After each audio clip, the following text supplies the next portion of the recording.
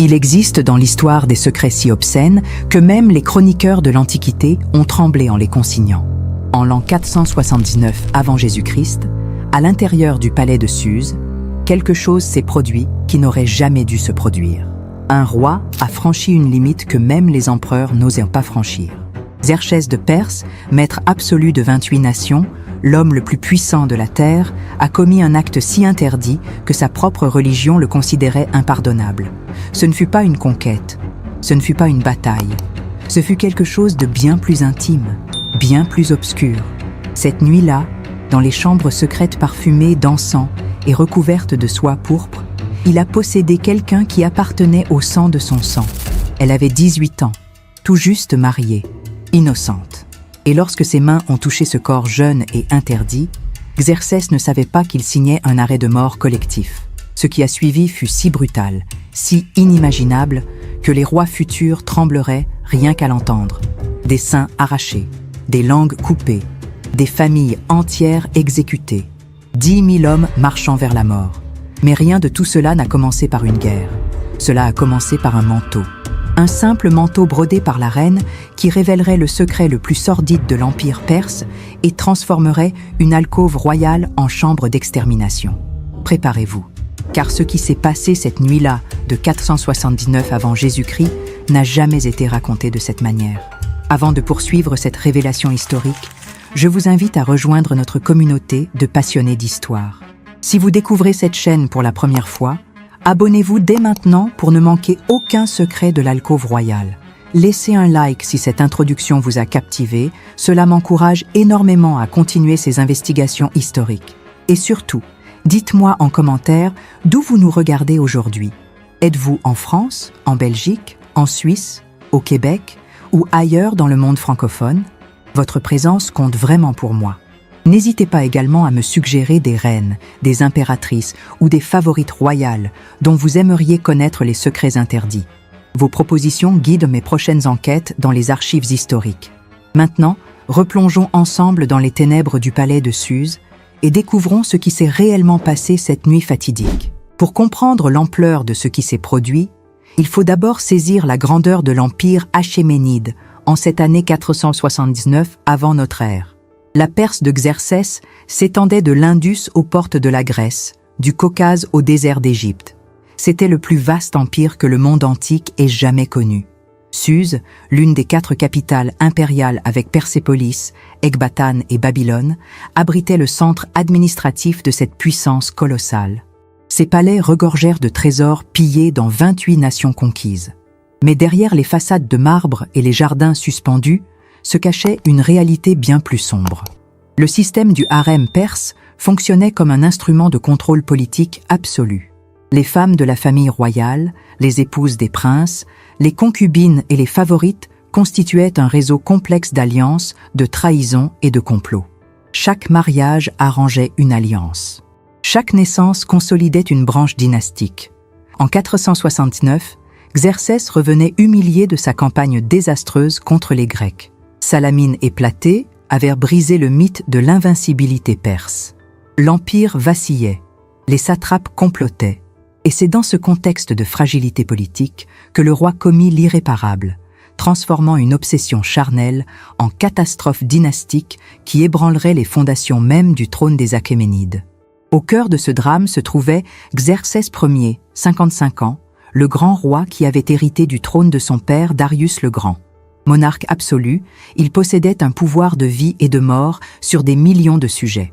Face à lui, la reine Amestris, son épouse légitime depuis plus de 30 ans, femme redoutable et impitoyable qui contrôlait les intrigues du harem avec une main de fer. Fille d'un général perse, elle avait donné à Xerxès plusieurs enfants, dont Darius, le prince héritier désigné pour succéder au trône. Puis venait Macistès, frère cadet de Xerxès, satrape puissant de Bactriane, commandant de 10 000 soldats d'élite et l'un des hommes les plus influents de l'Empire. Sa loyauté envers le roi était légendaire. Il avait combattu à ses côtés dans toutes les campagnes militaires. Macistès avait une épouse dont les chroniques ne révèlent pas le nom, mais qui jouait un rôle central dans la vie du palais. Et enfin, il y avait elle, Artintée, 18 ans, fille de Macistès et nièce directe du roi. fraîchement mariée au prince Darius dans une union arrangée pour renforcer les liens familiaux au sein de la dynastie. Belle, jeune, innocente. Elle représentait l'avenir de la lignée achéménide. Personne au palais n'aurait pu imaginer qu'elle deviendrait l'instrument involontaire de la destruction de sa propre famille. Ce que les historiens occidentaux ont longtemps ignoré, ce sont les mécanismes invisibles qui régissaient la vie intime au sein du harem achéménide. Le palais de Suse abritait un système de contrôle absolu sur la sexualité féminine, orchestré par un réseau d'eunuques, de gardiennes et de prêtres zoroastriens. Chaque femme entrant dans les appartements royaux subissait une inspection minutieuse destinée à vérifier sa virginité. Les médecins de la cour consignaient dans des registres impériaux l'état physique des épouses, des concubines et des princesses. Ces documents, retrouvés dans les archives de Persépolis, détaillent avec une précision clinique les examens corporels pratiqués avant et après chaque union. La surveillance ne s'arrêtait jamais. Des servantes désignées observaient les moindres mouvements des femmes royales. Elles rapportaient tout, les conversations, les regards échangés, les absences suspectes. Dans ce labyrinthe de couloirs et de jardins intérieurs, rien n'échappait à l'œil du pouvoir. Les unions intimes obéissaient à des protocoles stricts dictés par les mages zoroastriens. Certaines nuits étaient favorables, d'autres interdites. Des rituels de purification devaient précéder chaque rapprochement charnel. L'encens brûlait constamment pour chasser les démons. Mais il existait des règles encore plus sacrées, des tabous inviolables inscrits dans les textes religieux. Le sang royal ne devait jamais se mêler à certains sangs. L'inceste entre oncles et nièces, bien que toléré dans certaines dynasties orientales, restait une transgression majeure pour les Perses. C'était un péché contre Ahura Mazda, le dieu suprême. Pourtant, Xerxès s'apprêtait à briser ce commandement. Dans les chambres secrètes où même les eunuques n'osèrent pénétrer, le roi allait commettre l'impensable. Et personne, absolument personne, ne pourrait l'en empêcher. Nous sommes à mi-chemin de cette enquête historique troublante, et je ressens le besoin de faire une pause avec vous. Ce que nous venons de découvrir ensemble sur les coulisses du harem perse n'est qu'un aperçu de ce qui va suivre. Si vous êtes encore là, c'est que vous faites partie de ces femmes courageuses qui n'ont pas peur de regarder l'histoire en face, même ses chapitres les plus sombres. Prenez un instant pour laisser un like à cette vidéo si ces révélations vous touchent. Chaque geste de soutien me permet de continuer ces recherches dans les archives historiques les plus confidentielles. Abonnez-vous si ce n'est pas encore fait, car je vous promets que les secrets que nous allons dévoiler dans quelques instants dépassent tout ce que vous avez pu imaginer. Et dans les commentaires, partagez avec nous votre ressenti. Connaissiez-vous l'histoire de Xerxès et Artinté? Aviez-vous déjà entendu parler de ces pratiques de surveillance intime dans l'Antiquité? Votre voix compte. Maintenant, respirez profondément, car ce qui va suivre est d'une intensité que même les chroniqueurs grecs ont hésité à transcrire. Tout commença par une obsession. Xerxès avait remarqué Artinté lors des cérémonies de son mariage avec le prince Darius. Quelque chose dans cette jeune femme de 18 ans éveilla chez le roi vieillissant un désir qu'il ne parvenait plus à contrôler. Les chroniques d'Hérodote révèlent que le monarque multiplia les occasions de croiser sa belle-fille. Il la convoquait sous de faux prétextes. Il organisait des banquets où elle devait être présente. Son regard ne la quittait jamais. Puis vint le moment où Xerxès franchit la ligne interdite. Il fit appeler Artinté dans ses appartements privés, loin des yeux du harem, loin des eunuques gardiens, loin même de son propre fils. Là, dans ses chambres secrètes parfumées d'encens où brûlaient des lampes à huile de cèdre, le grand roi lui fit une proposition aussi séduisante que perverse. Il lui offrirait n'importe quoi, des villes entières, des trésors inestimables, des provinces à gouverner. Il suffirait qu'elle cède à son désir. Artinté refusa, encore et encore. Mais Xerxès était le maître absolu. Personne ne lui résistait. Alors il prononça les mots qui allaient tout déclencher. Il lui promit le manteau, ce vêtement extraordinaire que la reine Amestris avait tissé de ses propres mains pendant des mois. Un chef-d'œuvre de pourpre et d'or, brodé de fils précieux, symbole ultime du pouvoir royal. Ce manteau que Xerxès portait lors des cérémonies d'État. Artinté, peut-être intimidée, peut-être terrifiée, peut-être même séduite par la promesse de ce trésor, céda. Cette nuit-là, sur les coussins de soie cramoisie, l'oncle posséda la chair interdite de sa nièce. L'épouse de son fils, le sang de son sang. Xerxès viola tous les préceptes zoroastriens en un seul acte de possession charnelle. Et comme promis, il lui donna le manteau royal. Ce geste, apparemment anodin, signa l'arrêt de mort de toute une lignée. Ce qui suivit cette nuit interdite dépassa en horreur l'acte lui-même. Artintée commit une erreur fatale. Elle porta le manteau royal en public. Lors d'une cérémonie au palais, elle apparut vêtue de ce chef-d'œuvre de pourpre et d'or que tout le monde reconnaissait. Le manteau que la reine Amestris avait tissé pour son époux. Ce vêtement unique que Xerxès ne prêtait à personne. Les murmures se propagèrent comme un incendie dans les couloirs du harem. Les servantes rapportèrent. Les eunuques confirmèrent. Et la nouvelle parvint aux oreilles de la reine. Amestris n'était pas une femme que l'on trompait impunément. Pendant des semaines, elle mena son enquête avec la précision d'un général préparant une bataille. Elle interrogea les gardes. Elle soudoya les serviteurs. Elle reconstitua chaque détail de cette nuit fatale. Mais la reine commit une erreur de jugement stratégique.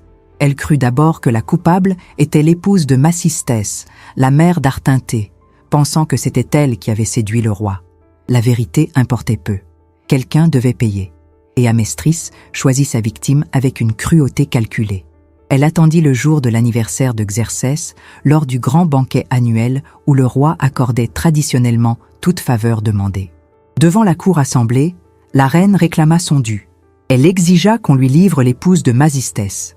Xerxès comprit immédiatement. Il tenta de négocier, de détourner la vengeance, offrant même de remplacer Amestris par une autre reine. Mais le serment royal ne pouvait être brisé. Ce qui se produisit ensuite glace encore le sang 2 millénaires plus tard. Sur ordre d'Amestris, les bourreaux traînèrent l'épouse innocente de Macistès hors du palais. Là, devant les jardins royaux, ils lui coupèrent les seins, puis le nez, puis les oreilles, puis les lèvres. Enfin, ils lui arrachèrent la langue. La mutilation dura des heures. Son corps déchiqueté fut abandonné aux chiens dans les rues de Suse comme avertissement à quiconque oserait défier la reine de Perse. Quand Macistès découvrit le sort atroce réservé à son épouse, la loyauté fraternelle qui l'avait liée à Xerxès pendant des décennies se brisa instantanément. Le satrape de Bactriane comprit qu'il ne s'agissait pas seulement de la vengeance d'une reine jalouse. C'était l'élimination calculée d'une branche trop puissante de la famille royale. Macistès rassembla ses 3 fils et 10 000 soldats bactriens fidèles. Il quitta Suse en jurant de renverser son propre frère. Mais Xerxès avait anticipé cette rébellion. Avant même que l'armée de Macistès n'atteigne la Bactriane, les assassins royaux frappèrent. Le frère du roi fut exécuté sommairement sur la route. Ses 3 fils furent massacrés avec lui. Leurs corps ne reçurent jamais de sépulture selon les rites zoroastriens. Quant à Artintée, les archives historiques restent étrangement silencieuses sur son destin. Certains manuscrits suggèrent qu'elle fut discrètement éliminée. D'autres affirment qu'elle vécut recluse jusqu'à sa mort, prisonnière du harem, témoin muet de la destruction qu'elle avait involontairement provoquée. Ce massacre familial eut des répercussions dévastatrices. Xerxès venait d'anéantir l'une des branches les plus puissantes et loyales de la dynastie achéménide. Les satrapes orientaux, horrifiés par cette purge fratricide, commencèrent à comploter dans l'ombre. La paranoïa s'empara du palais. 2 ans plus tard, en 465 avant notre ère, Xerxès fut assassiné dans son propre lit par Artaban, le commandant de sa garde personnelle. Certains historiens établissent un lien direct entre ce meurtre et les événements de 479. Le roi qui avait violé tous les tabous pour satisfaire un désir charnel mourut exactement comme il avait vécu, dans la trahison, dans le sang, dans les ténèbres d'une alcôve royale transformée en tombeau. L'empire achéménide ne se relèverait jamais complètement de cette instabilité dynastique. Voilà ce que l'histoire a tenté de nous cacher pendant plus de 2000 ans. L'histoire d'Artintée n'est pas simplement celle d'une tragédie antique. C'est le témoignage brutal de ce que subissaient les femmes dans les alcôves du pouvoir, prisonnières de systèmes qui les utilisaient comme monnaie d'échange, comme objet de désir, comme instrument politique. Combien d'autres Artintées ont existé à travers les siècles? Combien de reines, de princesses, de favorites ont vu leur vie détruite par les obsessions de rois tout-puissants? Si cette investigation historique vous a touché, je compte sur vous pour faire vivre cette chaîne. Abonnez-vous pour découvrir d'autres secrets interdits des alcôves royales. Laissez un like pour soutenir ces recherches dans les archives les plus confidentielles. Et surtout, dites-moi en commentaire quelle reine ou impératrice vous aimeriez voir dévoilée dans une prochaine vidéo. Marie-Antoinette, Catherine de Médicis, Madame de Pompadour, Kösem Sultana, votre voix guide mes enquêtes. N'oubliez pas de partager d'où vous nous regardez, que ce soit Paris, Lyon, Marseille, Bruxelles, Genève ou Montréal. Chaque commentaire compte. Je vous promets que les prochaines révélations seront encore plus stupéfiantes. Les secrets des alcôves royales n'ont pas fini de nous surprendre.